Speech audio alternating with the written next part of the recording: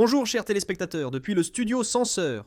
Voici une mise à jour sur la situation entre Israël et l'Iran. Au 13 juin 2025, le 12 juin, Israël a lancé des frappes aériennes visant les sites nucléaires iraniens et les dirigeants du régime.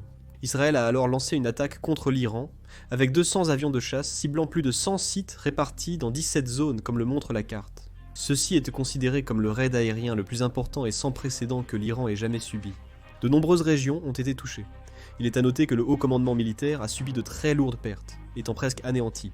Le commandant en chef du corps des gardiens de la Révolution, le chef d'état-major de l'armée iranienne et plus de 20 officiers de haut rang sont décédés. Sans haut gradé, l'armée iranienne a été incapable de réagir adéquatement. De plus, de nombreuses installations nucléaires ont été détruites ou endommagées, et 10 des 12 responsables nucléaires clés dans le développement ont perdu la vie. Fereydoun Abazi, technicien nucléaire iranien et ex-président de l'Organisation iranienne de l'énergie atomique, et Mohammad Mehdi Feyranchi, physicien iranien et président de l'université islamique Azad, sont aussi morts. Pour l'Iran, c'est une perte majeure. Israël a été particulièrement habile dans cette situation. Les généraux de l'armée de terre iranienne n'ont pas été touchés. Seuls les hauts responsables militaires des forces capables de frapper et de perturber directement Israël, comme l'armée de l'air ou la défense aérienne, ont été ciblés. Cela indique qu'ils connaissaient précisément la position et les déplacements des hauts gradés militaires, révélant une capacité de renseignement remarquable.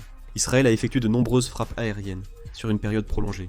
Ils ont d'abord mené 2 grandes frappes aériennes, puis des frappes sporadiques. 6 heures après la première frappe aérienne, l'Iran a réagi en lançant plus de 100 drones vers Israël. Cependant, la plupart de ces drones n'ont pas infligé de dégâts significatifs au pays.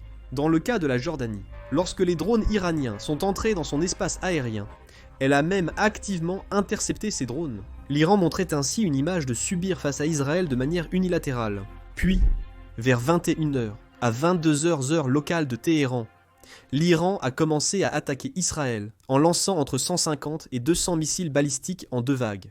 9 sites en Israël ont été frappés par des missiles, causant des dommages importants car le système de défense aérienne n'a pas pu tous les intercepter. Des missiles ont aussi touché Jérusalem, la capitale d'Israël, et Tel Aviv, sa plus grande ville, blessant de nombreux civils. Environ 35 personnes auraient été blessées. L'Iran a revendiqué une attaque visant le ministère de la Défense et les services de renseignement de Tel Aviv. Mais la vidéo montre que de nombreuses attaques ont aussi ciblé des bâtiments civils. Je crois qu'il faut être attentif à cela. L'Iran a déjà attaqué Israël plusieurs fois par le passé. Autrefois, il cherchait à minimiser les pertes civiles. Mais cette fois, cela ne semblait pas être une priorité. Il tire même des missiles sur des zones densément peuplées de civils. La majorité des blessés de cet incident sont aussi des civils. À voir cela, il semble que cette guerre ne fera qu'empirer. L'Iran semble nourrir une grande rancœur. Évidemment, il n'y aura pas de déploiement de troupes au sol. L'Iran et Israël ne partagent pas de frontières, mais il existe de nombreuses milices pro-iraniennes à travers le Moyen-Orient. Il est donc certain que ces groupes pourraient semer le chaos dans des pays autres qu'Israël. La situation au Moyen-Orient était complexe et évolue vite. Il faudra continuer à observer de près.